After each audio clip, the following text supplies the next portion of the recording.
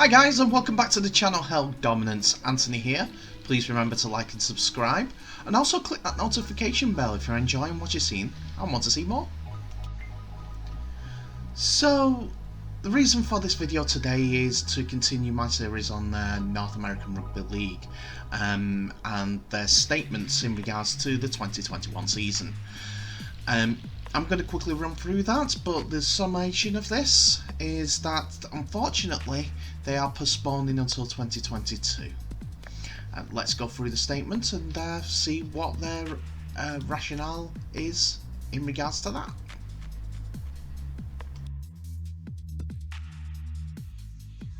So straight from the NARLRugbyLeague.com website, the official statement goes, North American Rugby League announced today that they'll be launching in the spring of 2022. In March 2021, North American Rugby League made public intentions to bring professional rugby league to North America with the introduction of a new league with a starting lineup of 14 teams from across USA and Canada. The launch date, originally 19th of June 2021, was scheduled. However, several factors have been overly ambitious. Inflated travel and insurance costs alongside vigorous health and safety restrictions have already seen a need to rationalise the proposed structure for the West Coast. And now NARL has taken the prudent measure and steps of delaying the full competition until the spring of 2022. The NARL understands the importance of optimal delivery in every aspect of the competition for its founding year, and will take this opportunity for organisational restructuring as well as welcoming new board members and investors into the fold. This additional time will also benefit the sponsors. The competition has attracted a number of global brands who are extremely enthusiastic to partner with the NARL since we announced the launch earlier this year. This extension will allow these partners to develop and deliver with more targeted and measured approaches.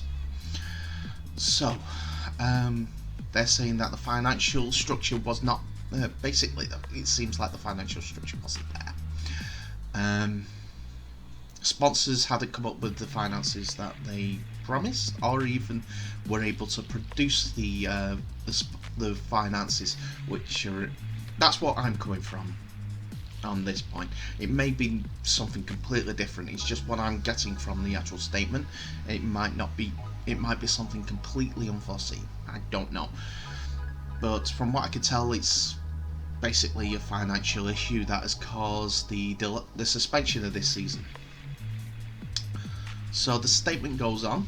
The NRL Chief Operating Officer, Robert Curtis, says, "We as an organisation came forward with tremendous enthusiasm and relentless motivation in the process. Relentless motivation. In the process, I'll get my words out eventually, sorry about this. We were greeted with an incredible response from supporters and rugby league fans who wished us well and excited to see the development of the professional rugby league in North America." He went on to say, "In our desire to meet the expectations of this new and dynamic attention for the sport, we are so eager to grow. We try to rush operations to put teams on the pitch too early. We're thankful for our amazing fans for their support and right out of the gate. We never expected to be embraced so well and so quickly. So moving forward, our focus is to create the best possible project for spring 2022, exceeding expectations, showcasing the best rugby league and creating an experience your loyalty deserves. The NARL is committed to supporting all clubs in building their organisations and developing player pools, both internationally and domestically. The new schedule gives teams 10 extra months to coach and cultivate their talents and bring awareness of the game to more sports fans across North America. The NARL and its parties will continue to share their progress and news, as well as their much anticipated online stores launches the next few months in promotion for the 2022 inaugural season. So they are looking into all different ways of financing again, as some of the teams have announced a store. As today of the release of the statement, the 7th of June 2021, Cleveland have gone online with their online store. It's only open for a few days, but there's enough merchandise to get out there and support Cleveland Rugby League if you are a fan of them. And there are more teams coming down the pipeline with regards to merchandise. So the statement continues. The NRL is committed to supporting all clubs in building their organisations, as I mentioned. Curtis concluded, "This has been a difficult decision for all those involved. We understand that there has been an overwhelming amount of work, support and cheerleading from independent parties outside of the organisation. We're apologising for the disappointment this announcement will bring, and thank you from the league and on behalf of our clubs for your understanding, patience and continued commitment to grow our great sport in the United States and Canada." I hope there'll be more people on board to do that, and a lot more that come on board from America. There's still a bit more of the statement to go through, but at this point it's compelling me to mention that it doesn't seem like a real PR firm was put on board in regards to that.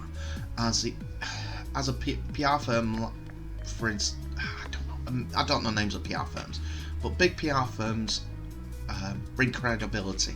They throw you on some media, hit left, right and centre, the billboards, advertisements, 100,000 for a 30-second TV spot on Fox News. Sorry, 184,000 I think it was. One report has come out for advertising revenue, advertising on Fox News. So it is an expensive game, and do appreciate that. But I'm sure, for instance, the connections at New York, I think it is, the person that runs that team, they have a PR firm, and maybe got them on board quite early to promote it. It's one of those things. I'm surprised that they've not reached out too far from the rugby league community, and they do every now and again appear on radio stations in the UK. Why didn't they look into the local radio stations in their respected areas? Got on there, even if it's just for an advertising moment. I'm sure that'll be cheaper. I'm sure there's a lot of things that they could have done. I'm just going at it as if to get eyes on the product. They were stuck with Sportsflick, I think, and I'm not part of the process, and I've been looking to get advertisement everywhere that I can. People with podcasts, reaching out to them, seeing if they've got contacts in other media, because usually they've got someone there. I think that's how Major League Rugby got on board. Plus, it's a bit more of a money spinner worldwide. But anyway, so to finish off the statement, the league and the expansion of the game is very important to all of us, Curtis continued, and we believe it is essential we do it right, even if that means by delaying until next year. However, in spite of the postponement, it looks certainly remains a busy summer of sports in North America. There are plans to host a number of exhibition games in the US, which is great. I was thinking about that. So the statement has confirmed that they're looking to do lots of exhibition game friendlies in our case in the US, and the Canada Cup between Ottawa and Toronto will be sure to give fans of the taste of what's coming next year. Of the NARL continues to work with the Canadian Rugby League, USARL, and the International Rugby League federations to pursue their goals in 2022. So, they want friendlies, they're going to get them. They want the Canada Cup still going ahead, which is great. I'm hoping that that was going to happen, as them two teams have actually got either a license to go into rugby league in Europe, or B, been a part of a rugby league, the European Rugby League, and have the fans to back it up. It'll be great to see when they play their 3 games, as it would be a start to the Canadian side, and I do hope that that pushes on to further afield in Canada. 2 Canadian teams playing against each other, rugby league. Maybe it's now time to, as well as trying to look for investments in the North American Rugby League and all the constraints behind that, to expand that, whether it's the East Coast or West Coast, look for more teams. More teams mean more competition. Yes, it means that there'll be a smaller pool, but now we've got 10 months to do trial days. You've got 10 months to do combines. You've got 10 months for trials. You've got 10 months to train basics. 10 months to set up your community teams, or even community leagues. There's all different ideas what they can go about it, and need to get on the bedrock straight away. They need to get junior teams up and running. Their leagues may not be up and running yet, but it'll give kids the fuel to a fire, and also it'll get them interested in rugby league. There's a rugby league team coming next year. You've got the footings for the next generations. If you've got under 8s teams, under 9s teams, under 10s teams, so on and so forth. But you need to make it accessible. During these 10 months for juniors to get involved, they should not charge anything for junior teams. Not quite nothing. Every team member pays something like a $20 yearly team fee, pays for registrations, things like that, and whatever's remaining goes to the club so they can start bringing up a pot together. And then have them paying something like $5 for subs per game. That's for washing kits and pays the referee. Whatever's left goes to the clubs. Simple as that. Anyway, that's my thoughts on going forward. That's the statement from the North American Rugby League. I must say I am disappointed that it's not going forward, but if there's any chance of it succeeding, they must take a step back to go too forward. I hope that's the case. And hopefully we'll hear more worldwide for rugby league, as there are so many leagues starting up again. For instance, I've seen today Turkey, junior teams in Turkey are looking for players. Share the word. The Italian league's coming back. I know Holland is. I know. Not heard anything from Spain yet, but they're part of Bath, the Spanish league. I think they're focusing on that. But I digress. We've had a look into the North American Rugby League statement. It is a statement of intent to now start in the 2022 as a summary, and it does give the feel that financial implications are the reason why it hasn't gone on so far. But as I'm disappointed, I'm always going to be hopeful that new markets are always going to bring in rugby league. And if it cracks America, it's going to be a big market, which will cause the entire game to expand. One more thought as it keeps coming through my head. I do not see why leagues and teams do not invest in different areas instead of just paying invest in different areas of rugby league, providing kits, doing anything to grow a game. There's burning embers around the world.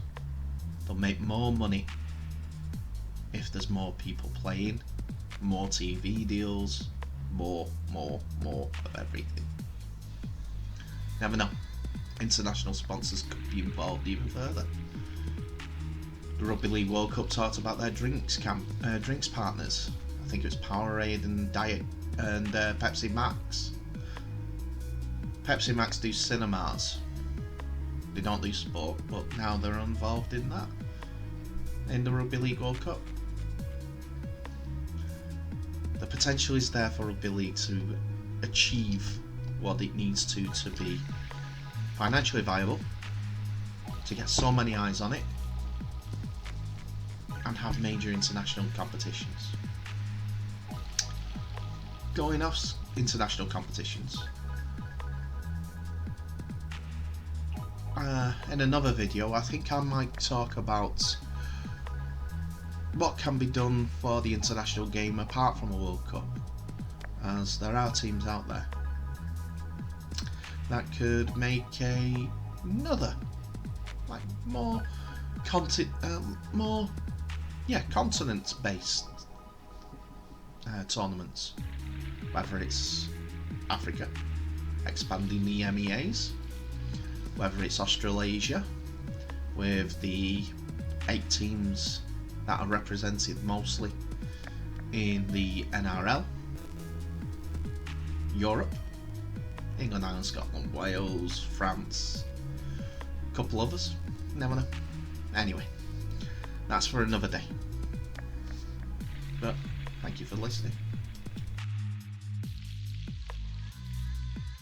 So that's one more video in the bag. Thank you very much for watching. Do appreciate all the comments, all the likes and subscribes. But please, I would like you to share these videos. I know so many people like my responses on Facebook, on all social medias, and I keep trying to share the videos. Please guys, forward on the shares. Get more people watching. Get it involved. And give me some ideas of who or what is going to be the main catalyst for the sport to grow. But bye for now. I'll try and get my words out eventually. But in the meantime, all the best, and I'll see you in the next video.